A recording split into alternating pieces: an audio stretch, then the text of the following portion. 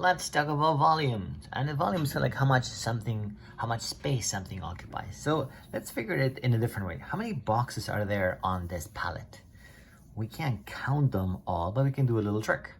We can say, okay, this is 1, 2, 3, 4. So there's 4 on this side. 1, 2, 3, 4. There's 4 on this side.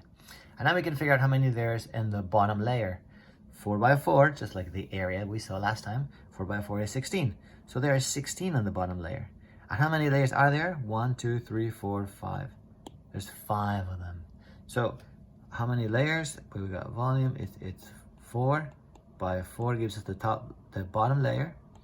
And then we multiply by 5 again to figure out how many there are together. 4 by 4 is 16. 16 times 5 is 80, because I just did it on the calculator. And I know there's 80 boxes in this pallet. That's a lot, right?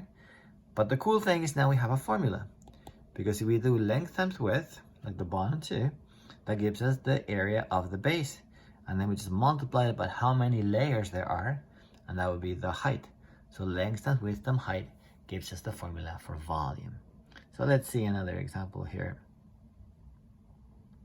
If they give us a box like this, and we say, okay, what is the volume for this? We'll figure out the bottom layer. 4 by 3 is equal to 12, right? So there it is, 4 by 3. And then the height was 5. There's 5 of them going up. So 4 by 3 by 5 gives us the volume. 4 by 3 is 12. 12 times 5 is 60. So 60 centimeters cubed, because this thing was actually in centimeters. Make sense? Okay, so if we have something like this, and they say, okay, what is the volume of this rectangular prism? We're going to say 8 times 7. That gives us the area of the base. That's going to be 56. Let me bring it over here. And then we multiply by the height. So 56 times 5, plug in the calculator, and it gives us 280 cubic meters. Notice that I got meters squared times meters gives me cubic meters. Every time we do volume, we're going to have cubic units. That makes sense.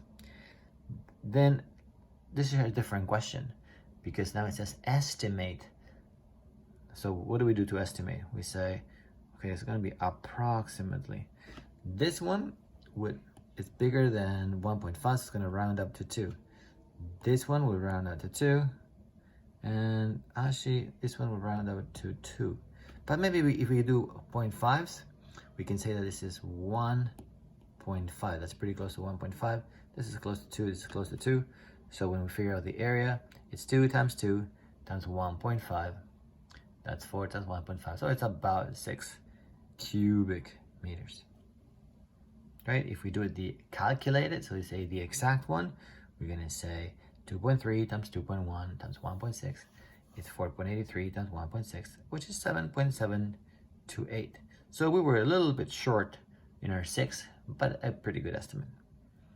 Last part is when we have a shape like this. They're like, wait a second.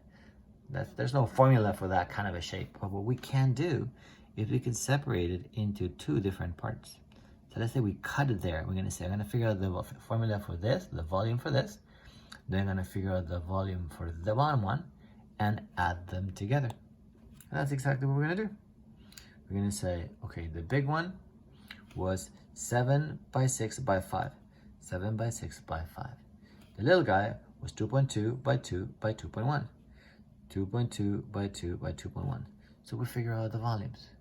I'm going to go a little faster not to make this video too long. 7 times 6 times 5 becomes 210. And 2.2 times 2.1 times 2 becomes 9.24 centimeters cubed, centimeters cubed. So now we got to put them together. Volume 1 plus volume 2. 210 plus 924 is equal to 219.24 centimeters cubed. And that was your volume lesson.